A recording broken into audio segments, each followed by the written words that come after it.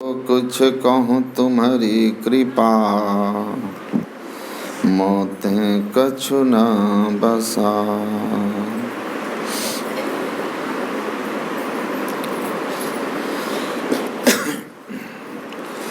मंच पर विराजमान पूज्य चरण स्वामी श्री दशरथ बाबा के पावन पाद पद्मों में कोटि कोटि नमन। मंचस्थ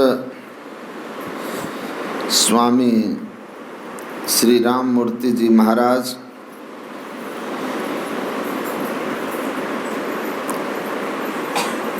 श्रद्धेय श्री धनंजय वैष्णव जी महाराज, स्वामी श्री राजेंद्र बाबा, परम आदरणीय साधक वृंद, सत्संग प्रेमी महानुभावों, धर्मानुरागिनी माताओं एवं धर्मशीला बहनों,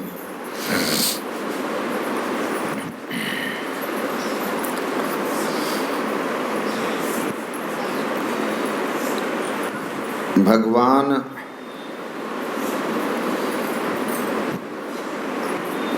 राम रावण के विरुद्ध युद्ध भूमि में पहली बार आमने सामने होते हैं। पहली बार रावण का सामना भगवान राम से हो रहा है। रावण रथ पर सवार है और भगवान राम उस युद्ध भूमि में पैदल हैं, जमीन पर खड़े हैं।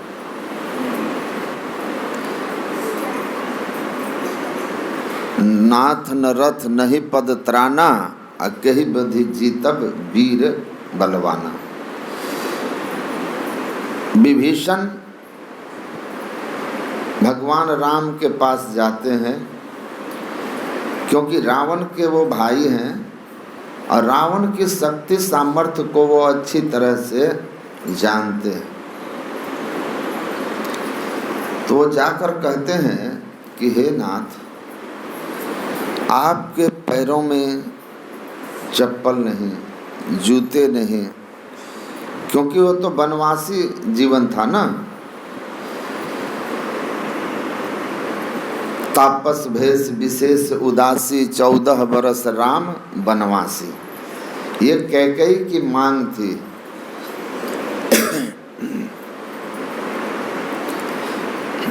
तो कैकेयी के मांग के कारण वनवासी भेष था, तपस्वी का भेष था।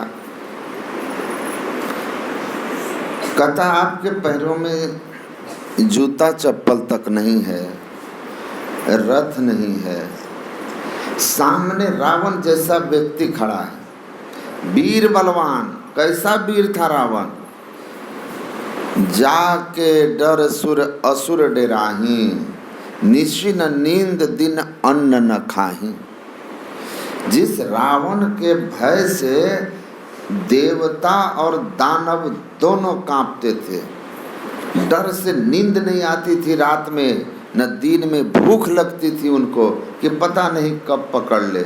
इंद्र को तो पकड़ करके, देवताओं के राजा इंद्र को पकड़ के अपने दरबार में पानी भरवाता था। कहा शनि तुम्हारे राशि में प्रवेश कर रहे हैं, इससे तुम्हारे जीवन में विपरीत स्थितियां बनेगी। उनको पकड़ के उल्टा टांग दिया। कहा यही लटके रहो, राशि में कैसे जाओगे। इतना वीर था। चलत दशानन कांपत अवनी। और जब चलता था, देखते हैं बगल से ट्रेन निकलती है तो जिसका घर बगल में है थोड़ा धमस जाता है। वो आदमी चलता था तो धरती को कांपा देता था। ऐसा भारी भरकम वीर बलवान था। और कह रहे हैं मायावी है ये, तुरंत गायब हो जाएगा, तुरंत प्रकट होगा। ऐसे वीर बलवान के साथ आपका युद्ध है और आप इस स्थिति में हैं, आप कैसे इसको पराजित कर पाइएगा? देखिए, जब विभीषण अपना शंका व्यक्त किया भगवान राम के पास, तो भगवान राम क्या कहते हैं? भगवान राम कहते हैं, सुनहु सखा कह कृपा निधाना। भगवान राम कहते हैं, हे मित्र सुनो,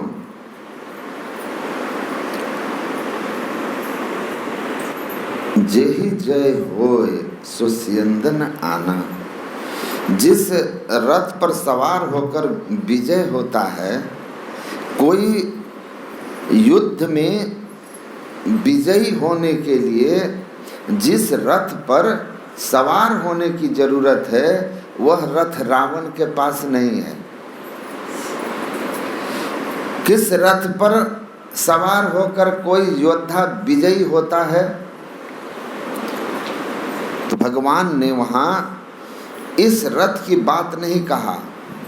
भगवान सीधे क्या कहते हैं? वो कौन सा रथ है? कहते हैं, सखा धर्ममय अस रथ जाके, जीतन कह न कतहूँ रिपु ताके। भगवान कहते हैं कि धर्ममय रथ है, वह रथ धर्म का रथ है। धर्म के रथ पर जो सवार होगा वह विजयी होगा। उसको इस संसार में कहीं कोई पराजित करने वाला नहीं है, कहीं कोई पराजित करने वाला नहीं है। कितना सुंदर व्याख्या करते हैं। देखिए, लिखा है ना, यतो धर्मः ततो जयः। जहाँ धर्म है वहीं विजय है। सत्यमेव जयते है ना, हमारे भारत का राष्ट्रीय वाक्य क्या है? सत्यमेव जयते। सत्य की विजय होती है, धर्म की विजय होती है, जय होती है। तो भगवान राम कहते हैं कि वो ये रथ नहीं है जो लकड़ी या लोहे का बना और घोड़ों से जुड़ा हुआ हो।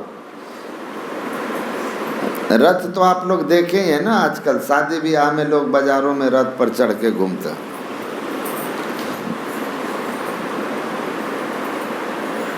तो कहते हैं कि इस रथ से नहीं, वो धर्म का रथ है। धर्म के रथ पर सवार रहो, सदैव तुम्हारी जय होगी। कोई संसार में कहीं भी हो, तुम्हें पराजित नहीं कर सकता। महा अजय संसार रिपु, जीत सकै सो वीर। भगवान कहते हैं, मैं उस रथ पर सवार हूँ जिस रथ पर सवार होकर के विजयी कोई होता है, वो धर्म का रथ है।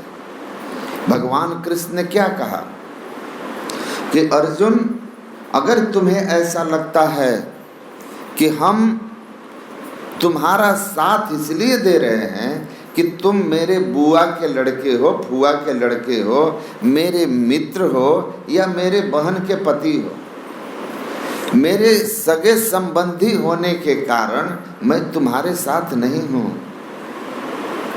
मैं तुम लोगों का साथ इसलिए दे रहा हूँ कि तुम लोग धर्म के साथ हो, तुम धर्म पर हो, और इसलिए मैं तुम्हारे साथ हूँ।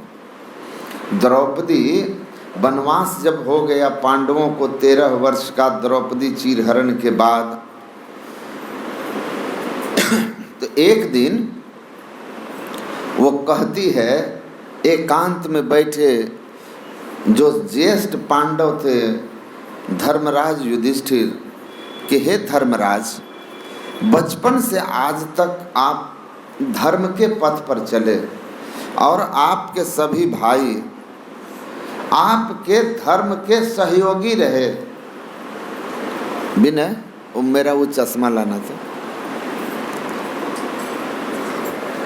तो तुम्हारे सहयोगी रहे, लेकिन धर्म के पथ पर चलते हुए तुम्हें क्या मिला? महाभारत के वन पर्व में यह प्रसंग आता है। वो कहते हैं कि क्या हमको धर्म पर चलते हुए क्या क्षति हुई? कह रहे तुम वन वन भटक रहे हो, और वो दुर्योधन अधर्म के पथ पर चलने वाला आनंद से अपने परिजनों के साथ रह रहा है, महल में रह रहा है, उत्सव उसके जीवन में है, और तुम्हारे जीवन में ये दुख दारिद्रता। बड़ा सुंदर समझाते हैं महाराज युधिष्ठिर।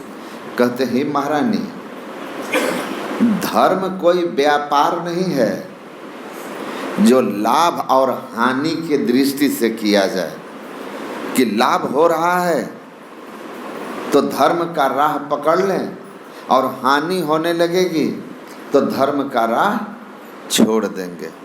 लाभ और हानि धर्म पथ पर चलने वाला नहीं देखता, धर्म पथ पर चलने वाला केवल धर्म को देखता है कि धर्म किधर है, क्षति और लाभ से नहीं मतलब है। और दूसरी बात, धर्म मनुष्य का कर्तव्य है, धर्म संग्रह करना मनुष्य का कर्तव्य है। परमात्मा ने मनुष्य को, जीव को मानव तन इसलिए दिया कि वो धर्म का संग्रह करे। ग्रंथ में आया है, अनित्यानि शरीराणि विभवो नैवो शाश्वतः नित्यं सन्निहितं मृत्यु कर्तव्यो धर्म संग्रह। यह जो अपना जीवन है, यह शरीर हमारा नित्य नहीं है। आप सुन रहे थे, धनंजय बाबा कह रहे थे कि पंच भौतिक शरीर तो किसी का इस दुनिया में नहीं रहा, और किसी का क्या कहना है। राम कृष्ण भी चला चली, असुर दास कहे कर जोरी, यह दुनिया है चला चली।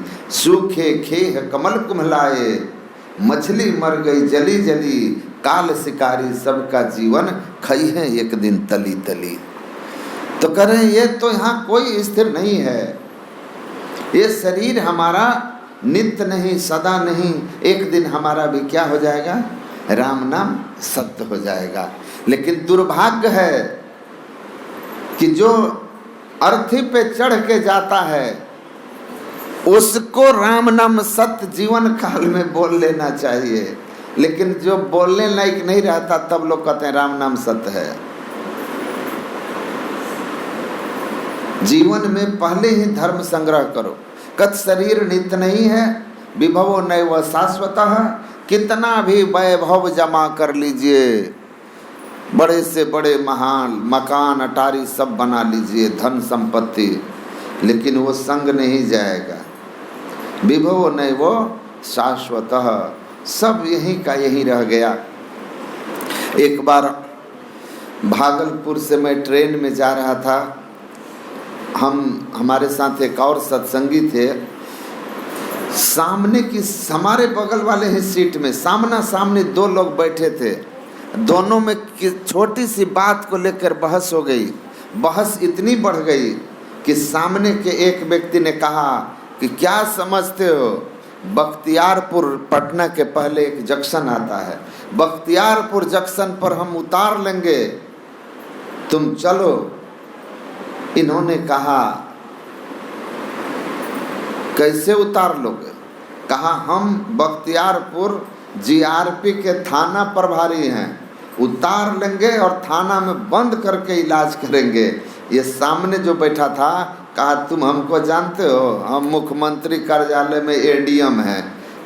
बढ़िया बात किया कि तुम अपना पता बता दिया, बढ़िया किया कि तुम अपना एड्रेस और पोस्ट बता दिया। तुम बख्तियारपुर पहुंचने के पहले तुम पर नहीं हम इंक्वायरी बैठा दिए तो कहना, तुम पहुंचोगे वहां और तुम्हारे ऊपर पता चलेगा कि इंक्वायरी बैठ गई, एफआईआर हो गया, हमको पहुंचने दो। अच्छा किया तुमने बता दिया। वो कहता है तो क्या समझते हैं आप एडीएम हैं, वो भी सीएम के कार्यालय में हैं, तो आप क्या पूछते हैं कि हम खाली दरोगे हैं? हमारा भी एक भाई आप ही के पद पर है, हम कोई साधारण घर के नहीं हैं। दोनों बहस करने लगा लोग। हम बगल में बैठे थे, हम कहे देखिए आप लोग हाथ जोड़ के 1 मिनट मेरी बात सुन लीजिए। जिंदगी में जब कभी किसी बात के लेके अहंकार आए ना, तो आंख बंद करके इस धरती माँ से पूछना, हे माँ धरती, हम तो एक थाना के थानेदार हैं और हम एक एडीएम जिला का भी मालिक नहीं होता, जिला का भी मालिक एडीएम नहीं होता, किसी विभाग का हेड होता है। कि हम एक विभाग के हेड हैं, हम एक थाना के हेड हैं। वो दुनिया को जो जीत करके स्वयं बादशाह सिकंदर बना था, वो कहाँ है? तो ये धरती माँ आवाज देगी कि उसको मैंने मिट्टी में मिलाकर अपने में शामिल करके चरणों की लोगों का धूल बना दिया हूँ। इसीलिए अहंकार मत कीजिए, अहंकार मत कीजिए कि हम थानेदार हैं तो हम एडीएम हैं। ये बहुत छोटी सोच है आपकी, बहुत छोटी सोच है। हमारी बात वो दोनों सुने, वहाँ और लोग बैठे थे। उसके बाद फिर वो लोग आपस में कुछ बातचीत नहीं किए, शांत भाव से वहाँ से चले गए।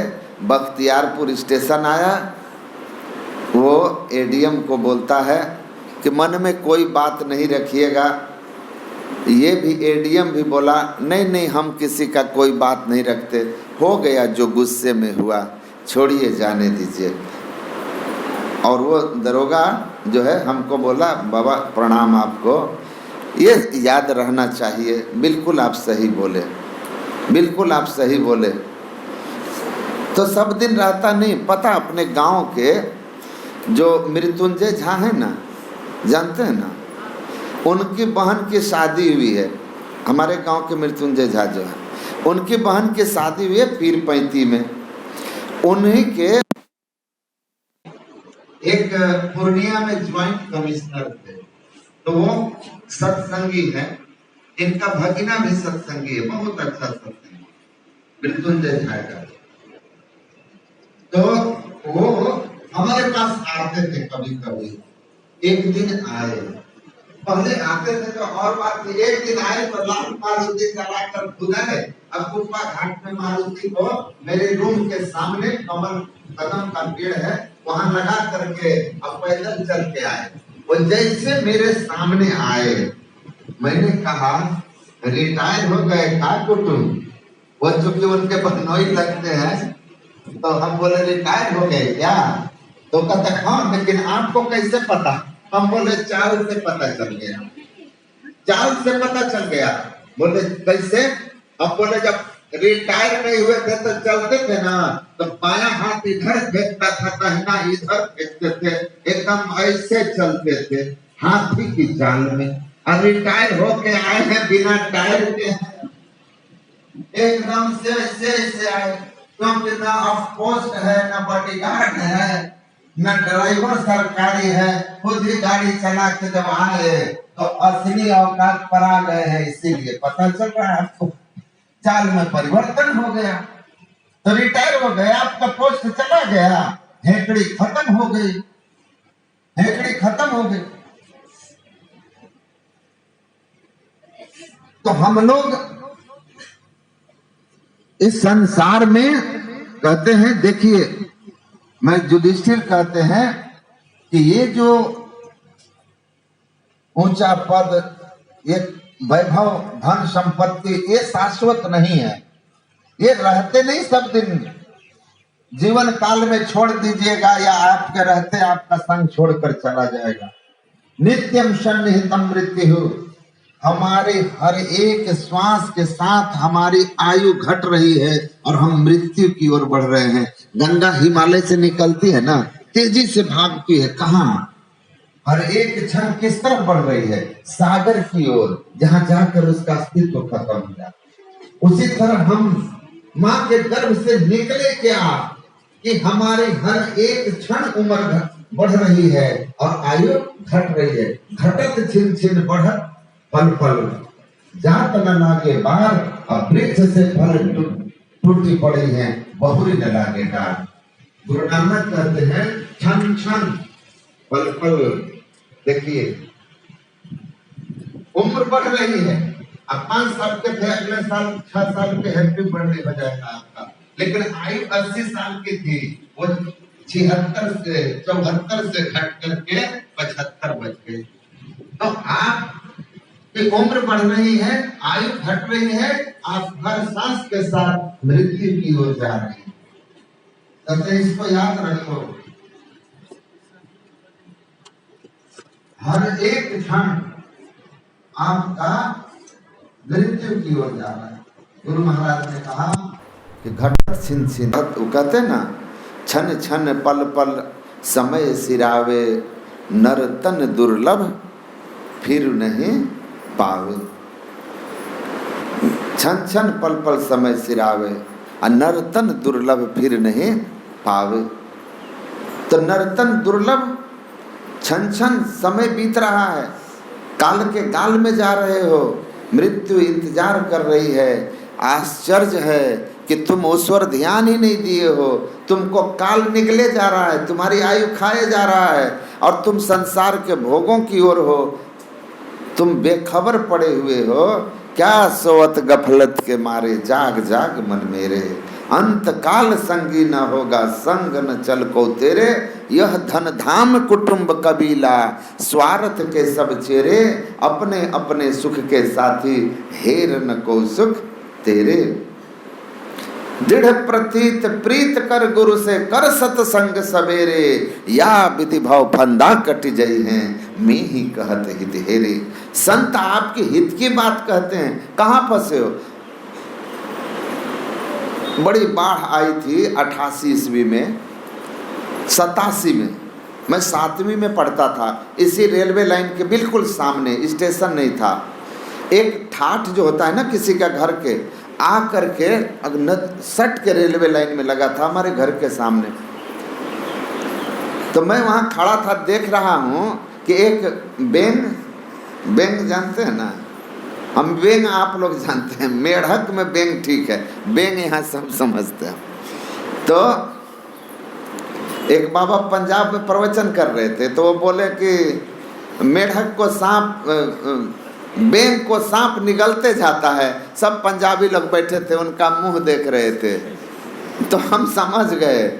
तो मैं बगल में था, माइक उठाकर मैंने कहा, बेंग जो है ना, मेढक को कहते हैं, जिसको अंग्रेजी में फ्रॉग कहते हैं, अब पंजाबी में डड्डू बोलते हैं, डड्डू। ठीक है, हम पंजाबी पढ़ भी लेते हैं, लिख भी लेते हैं, अब काम चलाओ बोल भी लेते हैं। तो मैंने कहा कि तो आप लोग जिसको डड्डू कहते हो उसी को बेंग कहते हैं। तो यहाँ की भाषा वहाँ बोल गए थे, तो वो लोग कुछ नहीं, शांत होकर सुन रहा था। मैंने जैसे कहा मेढक डड्डू, तो पूरी कहानी उनको समझ में आ गई। तो मैं देखा कि एक सांप मेढक को पकड़ लिया था, शाम का समय उसको निगल रहा, मेढक चिल्ला रहा, और उसी समय कोई कीड़ा उसके सामने आ जाए तो वो चिल्लाना बंद कर दे और मुंह टपक, मुंह फैला करके मेढक जो है कीड़े को पकड़ लेता था, निगलता था। मैंने कहा देखो इस मेढक की मूर्खता, उसको सांप निकले जा रहा है और वो किसको निकल रहा है?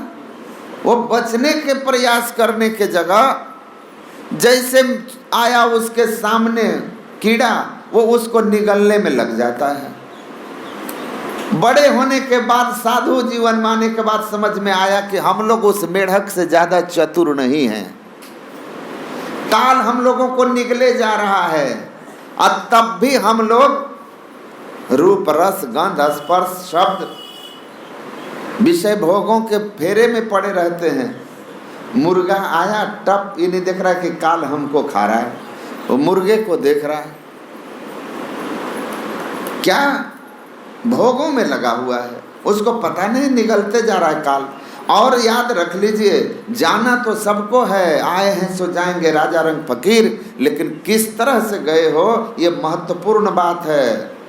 मरना सबको है, एवरीवन हैज टू डाई, सबको एक दिन मरना है। इमर्सन ने कहा कौन ऐसा है जो नहीं मरेगा, सबको एक दिन मरना है। लेकिन मरने के पहले आपने जो किया है दैट मेक्स डिफरेंस। मरने के पहले जो आपने कर्म किया है वो अंतर कर देता है कि कौन बंध के नरक की ओर जाएगा और कौन स्वर्ग और मोक्ष की ओर जाएगा। संग्रह क्या किया है आपने? तो कहते हैं मृत्यु में जा रहे हो, कर्तव्यो धर्म संग्रह। याद रखो, धर्म संग्रह करना मनुष्य का कर्तव्य है, ये आपकी ड्यूटी है। आप इस ड्यूटी से भागोगे, सरकार आपको अपॉइंट कर दिया है ना। अभी देखिए मास्टर लोगों को रोज बीओ घूमता है, रोज घूमता है। कोई मास्टर से पूछो बीओ आ रहे हैं, डीओ आ रहे हैं, क्यों? आप टीचर हैं, वो आता है पकड़ने के लिए। वो अलग बात है कि बीओ डीओ साहब जो हैं, है ना, हम बोल दिए थे नौगछिया में, वहाँ के बीओ हमको कहते हैं कि हम बीओ हैं, लेकिन आपके सामने बोलने में लाज है। हम पूछे क्या करते हैं, तो बोले कि बोलने में लाज लग रहा है। हम बोले क्यों? बोले अभी कुछ देर पहले आप हमारी तारीफ में बोले थे कि स्कूल में बीओ घूमता है और टीचर अब्सेंट मिल गया तो 200 ले करके फिर हाजिरी बनाता है। यही बीओ लोगों की हैसियत रह गई है। तो हम बोले कि यही अफसर लोगों की अब हैसियत रह गई है, 200 लेते हैं, घूमते हैं। तो खैर आप ड्यूटी नहीं करोगे, वो भी अपनी ड्यूटी नहीं कर रहा है, सबको करना है ना। एक स्कूल में आ गया, एक बीओ आ गया, एकदम नया बीओ आया, पता चला कि नए नए बीओ की पोस्टिंग हुई है, वो आ गया स्कूल में, आया देखा कि बच्चा सब है, बच्चा सब से कुछ पूछताछ किया, कुछ नहीं बताया। कहा कि तुम लोग कुछ नहीं बताए हो, तुम लोगों का नाम हम इस स्टाइपेंड से कटवा देंगे, कुछ नहीं जानते हो। तो जो 4-5 बच्चा था कहा कि आप हमारा नाम स्कूल से कटवा ही नहीं सकते। कहा कि कैसे नहीं कटवाएंगे, हम ब्लॉक के शिक्षा पदाधिकारी हैं जी। कहा कटवा कैसे दीजिएगा, हम लोग तो भैंस चरा रहे थे, पकड़ के ले आया है, हम स्कूल का विद्यार्थी नहीं है, हमारा नाम ही नहीं है, कटवाइएगा कैसे, कटवाइएगा कैसे। तुरंत प्रधानाध्यापक जो थे ना उसको पकड़ लिया। कहा कि स्कूल में विद्यार्थी नहीं आता, आप यहाँ के प्रभारी हैं, हेडमास्टर हैं, तो आप धूर्त वाला काम करते हैं। हम आपको अभी का अभी लिख करके और सस्पेंड करवाएंगे। वो कहता है हेडमास्टर आप हमको सस्पेंड करवा ही नहीं सकते, करवा ही नहीं सकते। कहा कैसे नहीं करवा देंगे सस्पेंड, कैसे नहीं करवा देंगे? कहा हम इस स्कूल का हेडमास्टर ही नहीं, हेडमास्टर ही नहीं है। कहा कि हेडमास्टर कहाँ है? कहा कि हेडमास्टर मेरा चचेरा भाई है, वो डीलर, उनका मेन काम डीलरशिप का है। अभी नया नया बहुत तेल आया है, राशन आया है, तो वो बांटने में व्यस्त हैं। हमको बोले कि हमारे बदले तुम स्कूल कर लो 2-4 दिन, तुमको हम 200-400 रुपया पर डे के रेट से दे देंगे। तो कहा कि ले चलो हेडमास्टर के पास। गया हेडमास्टर के पास, अब बीओ जो है कहा कि हाँ आप यहाँ पर डीलरशिप कर रहे हैं, वहाँ स्कूल में जो है बच्चा नकली, भाड़ा का बच्चा, भाड़े का हेडमास्टर, हम आपके खिलाफ लिखकर सस्पेंड करवाएंगे। कहा कि सर कुछ ले दे के छोड़ दीजिए। कहा 50,000 लेंगे। ब्लंडर में पकड़ाए हो, नकली विद्यार्थी, नकली हेडमास्टर, इसमें तो 50,000 से कम में कोई समझौता नहीं होगा। कहा कि सर उतना हम नहीं दे पाएंगे, शिक्षक हैं, नियोजन में हैं, 30,000 का तो सैलरी है और ऊपर से आप जो है 50,000 मांग रहे हैं, कुछ कम कीजिए। कहा कि नहीं, कितना दोगे? तो 5,000। कहा नहीं 5,000 में नहीं होगा, होते होते 10,000 में फाइनल हो गया। 10,000 ले करके बीओ कहता है कि सुनो हम थे तो 10,000 में छोड़ दिए, अगर असली बीओ साहब आए रहते तो वो नहीं छोड़ते।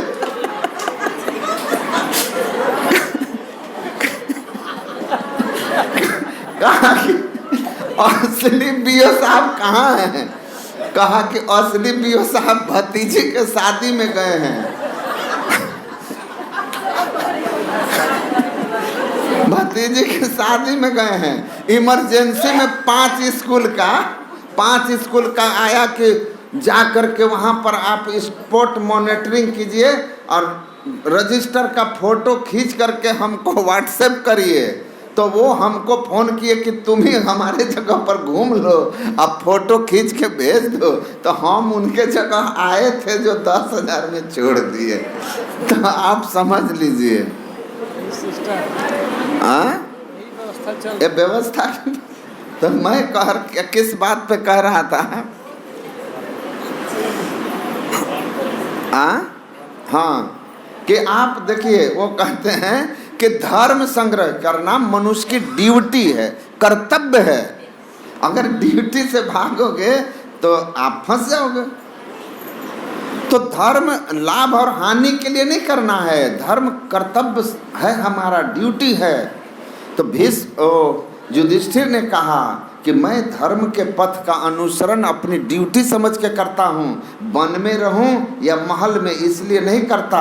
और एक बात सुन लो, तुम कह रही हो कि दुर्योधन कहाँ है? महल में है, और मैं कहाँ हूँ? अपने भाइयों के साथ वनवास काट रहा हूँ झोपड़ी में। वो महल में रह कर के भी अधर्म के पथ पर चलने के कारण वहाँ शांति से नहीं है, ईर्ष्या द्वेष से भरा हुआ वह अशांत रहता है, बेचैन रहता है, व्याकुल रहता है। और मैं तपस्वियों की तरह अपने भाइयों के साथ इस वन में भी मेल और प्रेम से रहते हैं। तो इसका कारण क्या है? वो धर्म है। मैं धर्म के पथ पर हूँ इसलिए झोपड़ी में भी सुखी हूँ, वो अधर्म पर है इसलिए महल में भी दुखी है, बेचैन और व्याकुल है। और तीसरी महत्वपूर्ण बात, आज तक अनेक विपत्तियों में अगर भगवान हमारे साथ रहे और हमारी रक्षा होती रही, भीम को जहर खिला दिया, मर गया, और लेकिन पानी में उनको दहाया गया, नागलोक पहुंचा, वहां उसके शरीर का जहर खींचकर वापस कर दिया गया। लक्षागृह में हमें जलाकर मारने की कोशिश की गई, हम वहां से भी बच के निकल गए। भरी सभा में तुमको नंगा करने का प्रयत्न किया गया, लेकिन तुम्हारी भी रक्षा लाज बच गई। तो इन सब के पीछे एकमात्र कारण यही है कि हमने धर्म को पकड़ के रखा। जिसने धर्म को पकड़ा है, धर्मो रक्षति रक्षितः, जो धर्म के पथ पर चलता है, धर्म की रक्षा करता है, उसकी रक्षा स्वयं धर्म ही करता है, स्वयं धर्म करता है, परमात्मा करते हैं। तो आज और याद रखना, यही धर्म हमारी रक्षा कर रहा है। और याद रखो कि यतो धर्मः ततो जयः, जहाँ धर्म है वहीं विजय है। एक दिन हम जीतेंगे, हम एक दिन विजयी होंगे, जस और कीर्ति संसार में छोड़ के जाएंगे। और वो दुर्योधन को उसी का अधर्म पराजित भी करेगा और उसका अधर्म ही उसको निगलेगा। मनुष्य जो धर्म की रक्षा करता है उसकी रक्षा धर्म करता है, जो धर्म को त्याग देता है, अधर्म को पकड़ लेता है, उसका नाश अधर्म ही कर देता है। तो धर्म संग्रह करना मनुष्य का कर्तव्य है। भगवान कहते हैं कि मैं धर्म रथ पर सवार हूँ और विजय धर्मरथ से होती है। ये बाहरी अस्त्र शस्त्रों से कोई नहीं जीत सकता। जीतने के लिए धर्म का, सत्य का मार्ग चाहिए। तो वही वर्णन कर रहे हैं कि मैं जिस रथ पर सवार हूँ वो धर्म का रथ है। तो रथ में घोड़ा, चक्का, रथ को चलाने वाला सारथी सब होता है ना। उसके बाद जो वीर होते हैं उनके कंधे में धनुष्वान होता है, तीर होता है, फरसा होता है, वो सब कुछ का वर्णन करते हैं। जिसका शुभारंभ कहाँ से करते हैं, कैसा धर्म रथ का क्या होना चाहिए। तो आपने सुना, सौरज धीरज तेहि रथ चाका, सत्यशील दृढ़ ध्वजा पताका, बल विवेक दम परहित घोड़े, क्षमा कृपा समता रज जोरे, ईश भजन सारथी सुजाना। भगवान विरति चर्म संतोष कृपाना। भगवान कहते हैं कि सुनिए, वो रथ कौन सा रथ है? सौरज धीरज, उसकी वीरता व्याख्या आपने सुनी। सौरज का अर्थ होता है शूरता, बहादुरी होनी चाहिए, कायर और डरपोक नहीं होना चाहिए। डरपोक आदमी जो है ना, देखिएगा उसके पास अस्त्र शस्त्र रहेगा लेकिन वो कांपेगा, चला नहीं पाएगा। वीर होना चाहिए, साहसी होना चाहिए, साहसी होना चाहिए। रात में एक जगह हम किसी प्रेत की कहानी सुना रहे थे। हमारे साथ में एक आदमी थे, हमको कहते हैं बाबा हाँ क्या हम आप ही के रूम में सोएंगे? हम बोले क्यों? बोला हम प्रेत की कहानी सुन ले, हमको बहुत डर लग रहा है। तो हम हंसने लगे। हम बोले बताइए, आपको प्रेत से डर लगता है? डर लगता है, आदमी होके भूत से डरते हैं, आप आदमी हैं कि क्या हैं? तो डर लगता है, कमजोर आदमी है। मजबूत होना चाहिए, साहसी होना चाहिए, धीरज, शूरता। कोई भी सामने समस्या आ जाए तो भागो मत। सूर संग्राम देखी भागे नहीं, कह रहे थे ना, देखी भागे सो सूर नहीं। वीर भागता नहीं है, सामना करता है, सामना करता है उसका।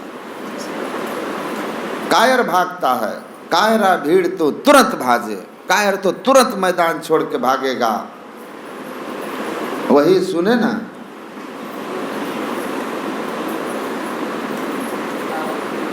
जो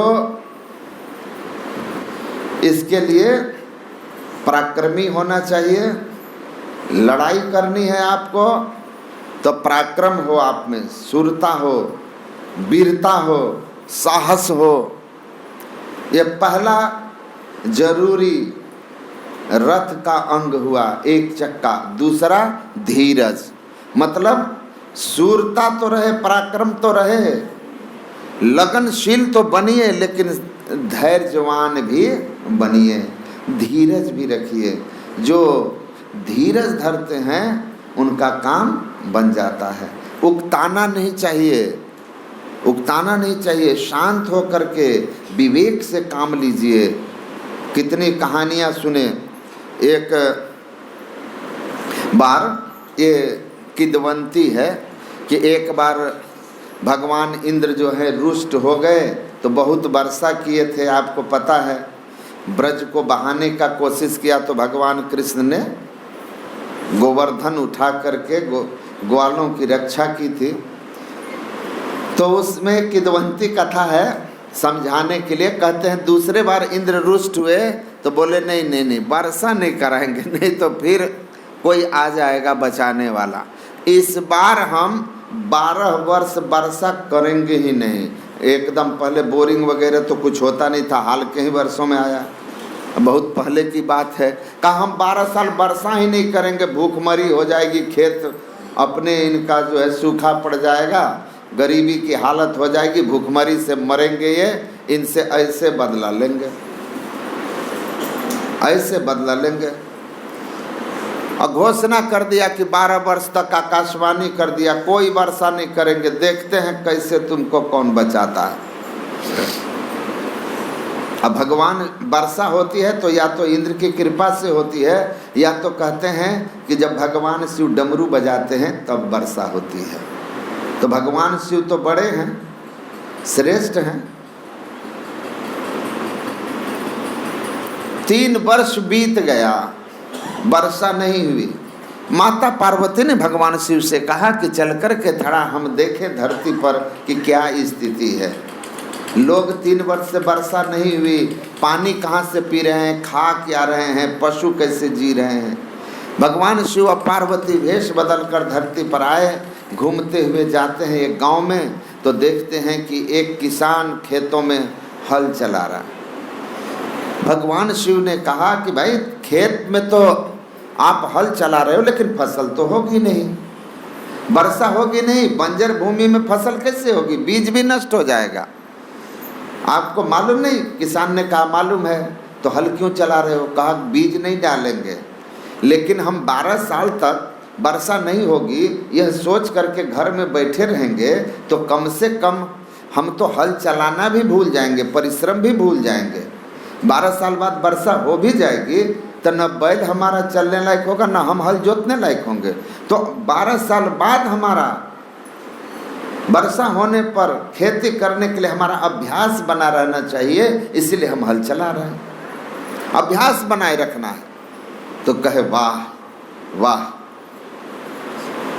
आगे गए तो देखा कि सूखा में ही एक सूखी नदी तालाब है बड़ा सा, उस सूखे तालाब में ही एक व्यक्ति नाव में बैठ करके वो डांड जो खेते हैं ना, वो सूखे में डांड मार रहा। कहा कि अरे क्या कर रहे हो, सूखे में नाव चला रहे हो? ऐसे भी 12 साल वर्षा नहीं होगी, इस पोखर में कोई पानी तालाब में भरने वाला नहीं, ये नदी पहाड़ी नदी ऐसे ही सूखी रहेगी 12 साल तक। कहा कि 12 साल बाद वर्षा होगी ना, नदी में पानी होगा ना, नाव मेरी होगी, उस समय हम दिन भर नाव चला पाएंगे। इसीलिए रोज हम 2-4 घंटा प्रैक्टिस करते रहते हैं ताकि जब बाढ़ आ जाए तो हम नाव चला सकें। भगवान शंकर कहते हैं अरे राम। तीसरे जगह गए थोड़ा आगे तो वहाँ देखते हैं कि एक आदमी सूखे तालाब में ही जाल फेंक रहा है। कहा रे क्या कर रहे हो? सूखे में जाल फेंक रहे हो? कहा प्रैक्टिस। 3 साल हो गया, हम 12 साल छोड़े रहेंगे तो जाल फेंकना ही भूल जाएंगे। तो प्रैक्टिस, अभ्यास, ताकि जब वर्षा हो तालाब भरे, मछलियां हो तो हम मार सकें, जाल फेंक सकें। तब माता पार्वती भगवान शिव से कहती है कि 3 साल हो गया और इंद्र आपसे वचन ले लिया कि आप जो है 3 साल तक डमरू नहीं बजाएंगे, क्योंकि पानी हो जाए बरस जाएगा। इंद्र घोषणा किया है 12 साल, तो मामला तो बिगड़ जाएगा। तो कहते हैं कि हाँ, लेकिन 3 साल जो आप डमरू नहीं बजाए, कहीं ऐसा ना हो कि डमरू बजाना ही भूल जाए। तो थोड़ा आजमा के देखिए, ट्राई तो कीजिए कि 3 साल नहीं बजाए तो है कि नहीं है, बजाने का ढंग की भुला गए। तो भगवान शिव ट्राई मारने के लिए डमरू ऐसे किए, जैसे डमरू बजाए कि वर्षा एकदम से तूफान के साथ वर्षा मूसलाधार शुरू हो गया। इंद्र भागते हुए भगवान शिव के पास। कहा 12 साल के लिए कहे थे, कहा तो था 12 साल, लेकिन इन लोगों का धीरज देखकर और लगन देखकर हमको अपना कॉन्फिडेंस हिल गया। खुद का कॉन्फिडेंस हिल गया। तो हमने डमरू बजाया कि देखें, अब उसी देखे में बरस गया तो हम क्या करें। तो ये कहानी एक किदवंती है, लेकिन भाव बिल्कुल सही है कि आपके अंदर लगन और धीरज है तो ईश्वर साथ देते हैं, ईश्वर साथ देते हैं। सुने होंगे रामायण में है ना, महर्षि एक टिटहरी अपना अंडा सागर के किनारे दी थी। ये धर्म ग्रंथ की कथा है। सागर के किनारे दी थी। समुद्र का एक लहर आया और पूरा पानी बहा ले गया, उसका अंडा बहा ले गया। टिटहरी बहुत क्रोधित हुई, बहुत क्रोधित। क्रोध में आकर के उसने प्रण किया, संकल्प किया कि जिस सागर ने मेरे बच्चों को बहा ले गया है, उनको अंडे में ही उनका जान ले लिया, इस सागर को मैं सुखा दूंगी, इसके अहंकार को नष्ट करूंगी। संकल्पित हो करके, और वो अपने इतनी सी टिटहरी तो आप देखते ही हैं, वो मुंह में भर भर के पानी अब बालू में ले जाकर रख रही है। सागर भला टिटहरी से, अब सागर का जल रखेंगे कहाँ आप, कहाँ वो सूखे। लेकिन उसकी बुद्धि, लेकिन संकल्प बड़ा था। वो रोज सुबह से लेकर जब तक थकती नहीं थी, मुंह में पानी भर कर बालू में डालती थी, बालू में डालती थी। भगवान उसके संकल्प शक्ति को नमन किए और वहीं महर्षि अगस्त जाकर के ध्यान पर बैठ गए। महर्षि अगस्त ध्यान पर बैठे थे। जब उनका ध्यान टूटा तो देखते हैं कि उनका जो तुमड़ी थी, कमंडलू, वो बह समुद्र की लहर आकर के ले करके बहुत दूर चला गया है। महर्षि अगस्त कहते, अरे तुम्हारी इतनी शक्ति, इतना सामर्थ्य कि तुम महर्षि अगस्त को नहीं जानते, इसके कमंडल को तुम उठा के बहा ले गए हो, तुम्हारा अहंकार हम तोड़ेंगे। और संत थे ना, संत वचन पलटे नहीं, पलट जाए ब्रह्मांड।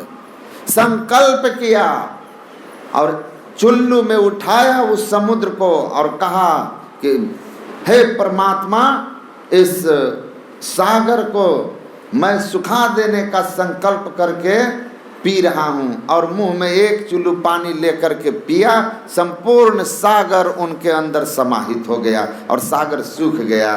टिटहरी नाचने लगी खुशी से कि मैंने अपना संकल्प पूरा कर लिया, संकल्प पूरा कर लिया। तो संकल्प टिटहरी का था, परमात्मा ने परिस्थिति बना करके, तुम सामर्थ्यहीन हो लेकिन तुम्हारा सामर्थ्य जो है, तुम्हारा संकल्प सामर्थ्यहीन नहीं होना चाहिए। तो अपने कर्म के प्रति तुम्हारा धीरज नहीं टूटना चाहिए। तो परमात्मा परीक्षा लेते हैं धैर्य की। आप उस संकल्प और धैर्य में, लगन में अगर पूरी तरह से समर्पित हैं तो ईश्वर कोई न कोई अगस्त भेज करके उस शक्ति को, जिसके सामने आप जीरो हैं, उसको मिट्टी पलीद कर देते हैं और आपका संकल्प सिद्ध कर देंगे। इसीलिए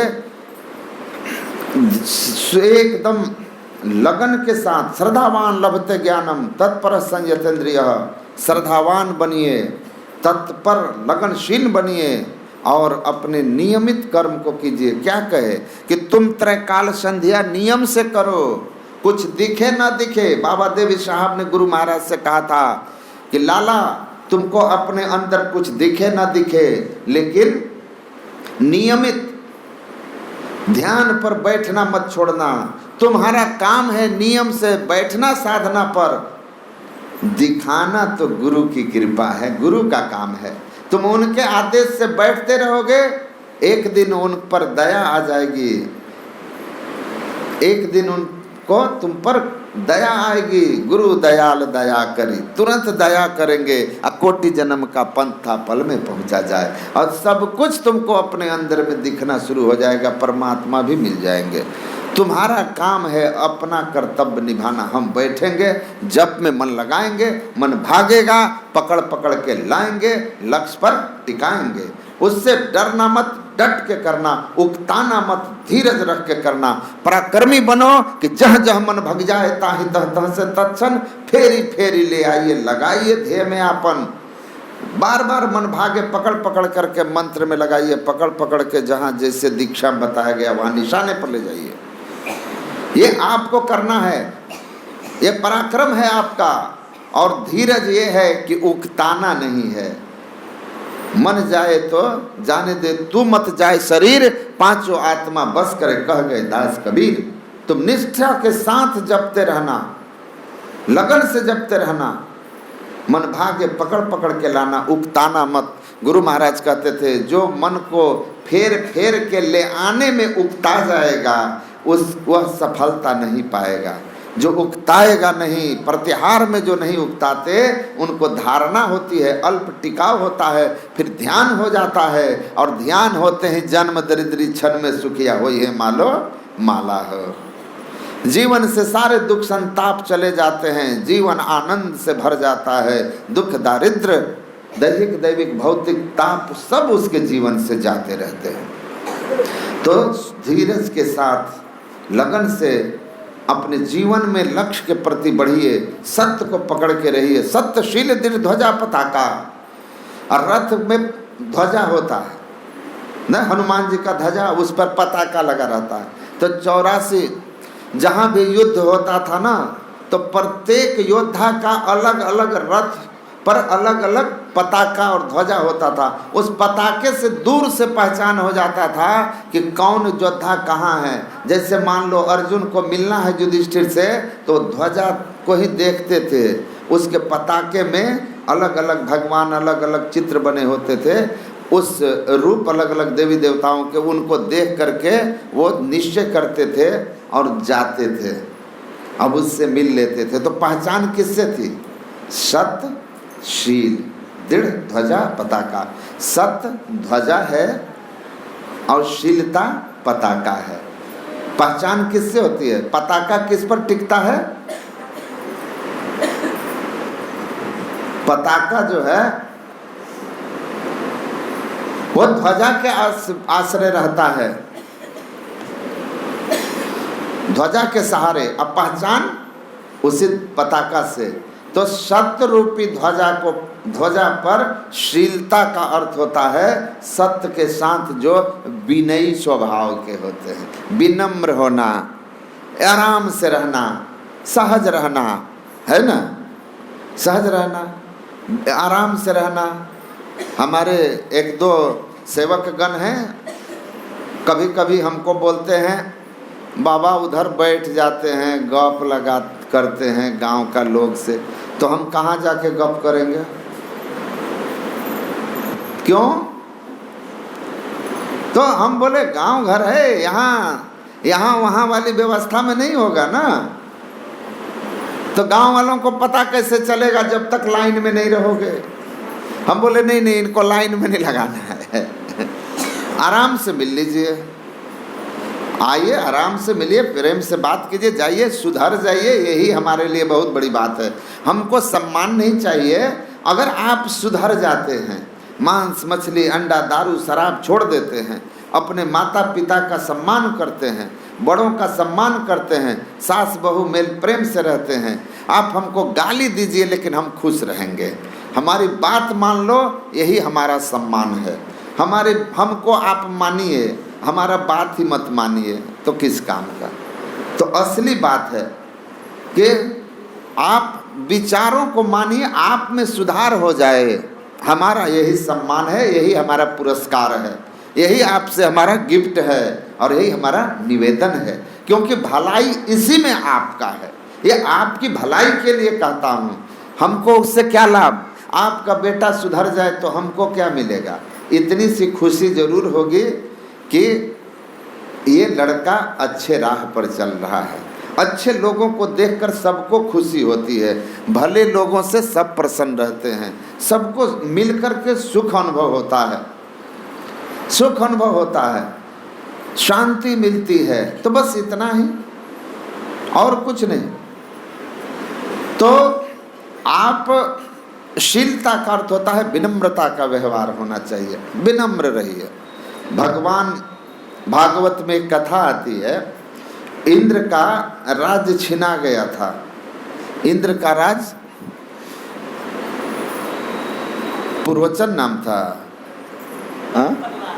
प्रहलाद, उसका राज्य जो है, प्रहलाद जो थे ना, तो उनके जो आगे पूर्वज थे, दादा थे ना उनके, तो विरोचन, हमें ठीक है, विरोचन जो थे वो प्रहलाद जी के, हाँ, तो वो क्या किया कि उनका राज्य जो है, इंद्र का राज्य छीना गया था। तो इंद्र जो हैं अपना राज्य पाना चाहते थे, तो गुरु बृहस्पति के पास गए और जाके कहा कि हम अपना राज्य वापस कैसे लेंगे। तो कहा कि राज्य वापस पाना चाहते हो तो एक ही उपाय है, लड़के तो तुम जीत नहीं पाओगे उनसे, परम भक्त भी हैं और बड़े बली भी हैं, तो प्रहलाद जी से तो आप विजयी नहीं हो सकते। भक्त प्रहलाद की तो कथा आप लोग जानते हैं, जिनकी रक्षा करने के लिए भगवान खंभे से प्रकट हो गए थे।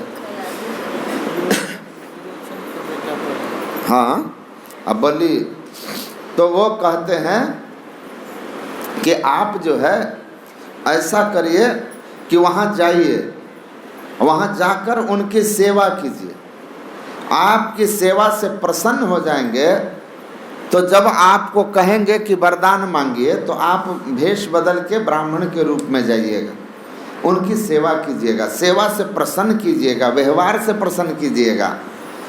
व्यवहार से प्रसन्न कीजिएगा तो क्या होगा, क्या होगा उससे? आपको जब वरदान मांगने के लिए कहेंगे तो आप उनसे कहिएगा कि आपके अंदर जो शीलता है महाराज वो हमको दे दीजिए। शीलता का वर मांगिएगा, शीलता का वर। वैसा ही है, शीलता मांग लो।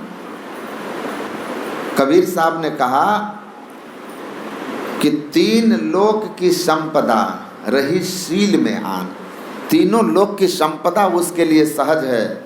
सुंदर व्यवहार, सुंदर बोली सबसे बड़ा सम्मोहन है। तुलसीदास क्या कहते हैं? वशीकरण यह मंत्र है, तजदे वचन कठोर। आपके वचन, आपके व्यवहार कठोर नहीं हो, मृदु हो, विनयी हो। तो कहा कि विनम्रता, शीलता, सरलता, निरहंकारिता आपका व्यक्तित्व होना चाहिए। मधुर वाणी, मधुर व्यवहार, सेवा करके प्रसन्न कर लिया। और तब कहा मांगिए, क्या मांगते हैं? तो कहा कि हमको आप अपनी शीलता दे दीजिए। तो वो कहे मैं समझ गया, आप इंद्र हैं, आपके गुरु बृहस्पति ने आपको यह शिक्षा देकर भेजा है, जाइए आपको मैं शीलता के साथ साथ आपको आपका स्वर्ग भी, राज्य भी वापस करता हूँ। तो इंद्र को उनका राज वापस मिल गया अपने सेवा से, शीलता की मांग से। तो विनयी होना चाहिए, शीलता, सत्य के साथ विनय पूर्ण व्यवहार। मतलब सत्य भी बोलिए, तो गुरु महाराज कहते हैं सत्य सुहाता वचन बोलिए। सत्य बोलिए लेकिन सुहाता बोलिए, है ना।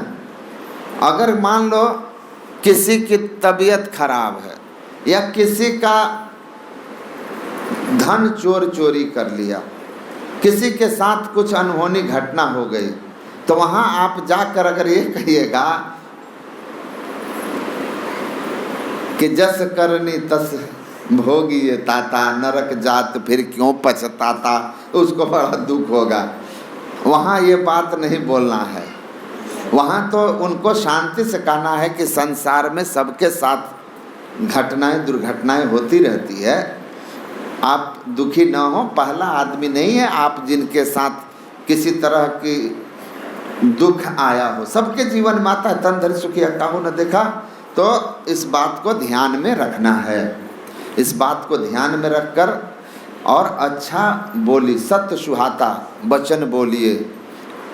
एक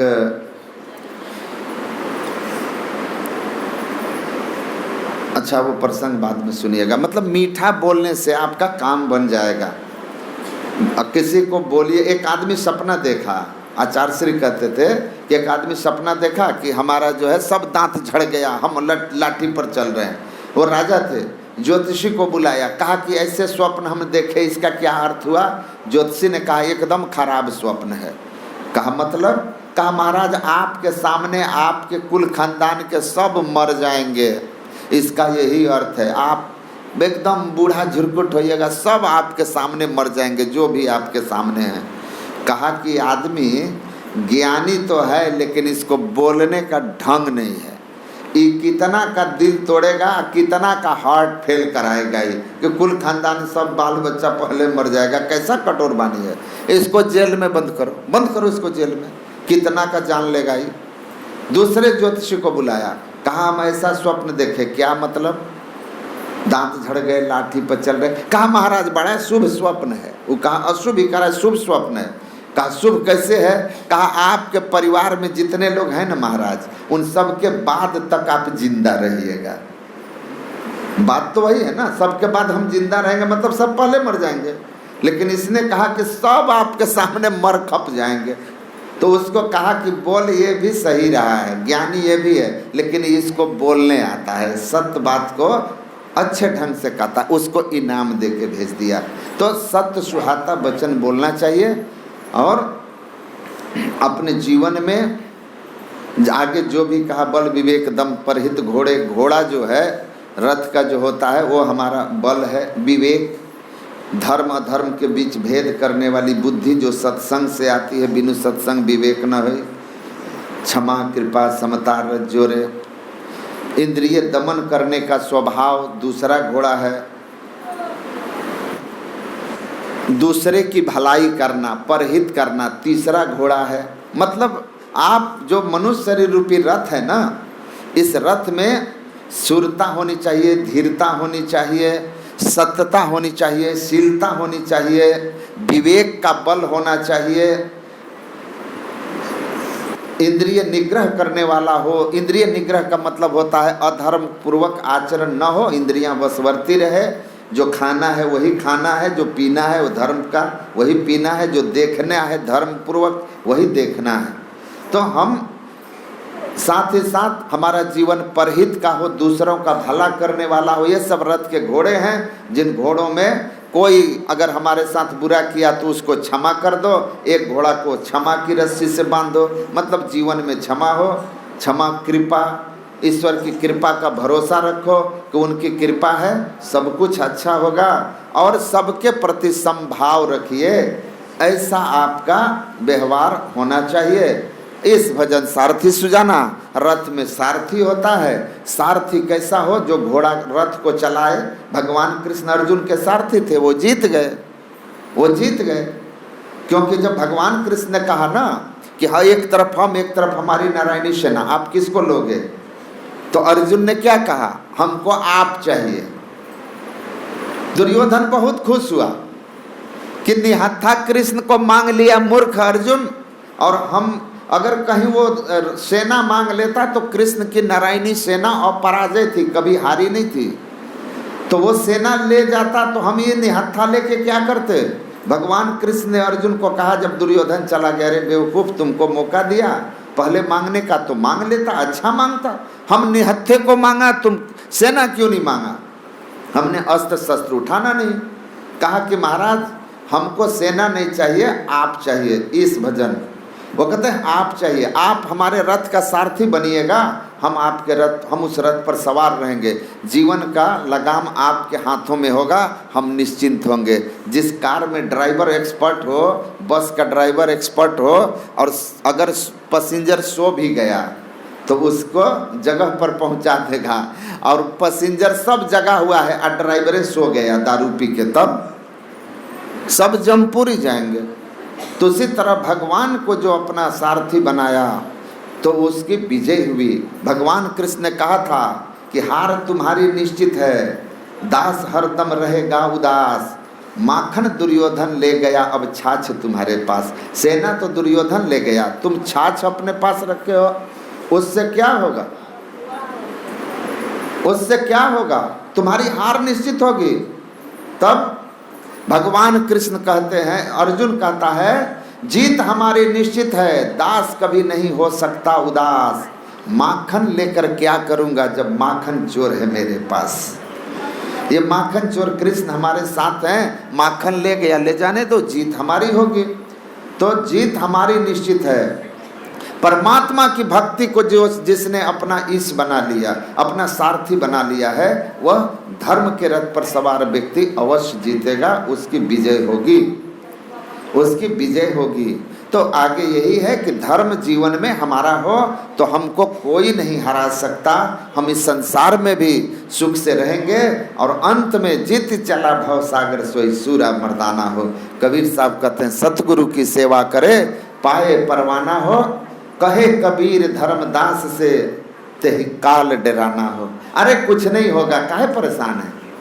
इस घेरे में अभी काल थोड़ी ना आने वाला है।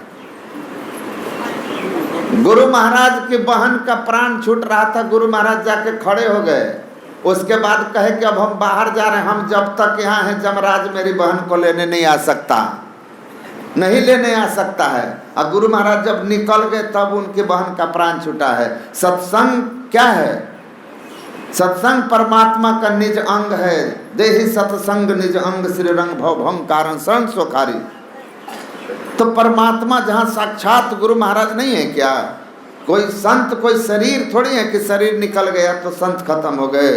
संत नश्वर जगत में जन्म लेकर संत कभी मरते नहीं। सदगुरु महाराज यहाँ हैं और गुरु महाराज के सेवा किए हुए दशरथ बाबा भी बगल में हैं। क्या तुम डर रहे हो कि कुछ हो जाएगा? कुछ नहीं होगा, इस परिसर में सब ठीक रहता है। सत्संग जब तक चल रहा है शांत रहो, आराम से आनंद से रहिए, सत्संग का मजा लीजिए, आनंद लीजिए और अपने जीवन में सत्संग के ज्ञान को उतारिए, धर्म को पकड़ के रहिए। अब आशीर्वचन के रूप में दशरथ बाबा से आप सुन लीजिए, आज से कोई भजन सत्संग के बाद नहीं होगा। जिनको भजन सुनना है वो रात्रि काल में आके सुनिएगा। श्री सद्गुरु महाराज की जय। बाबा बाबा बैठे हैं तो क्या होगा, गुरु महाराज के चेला सामने।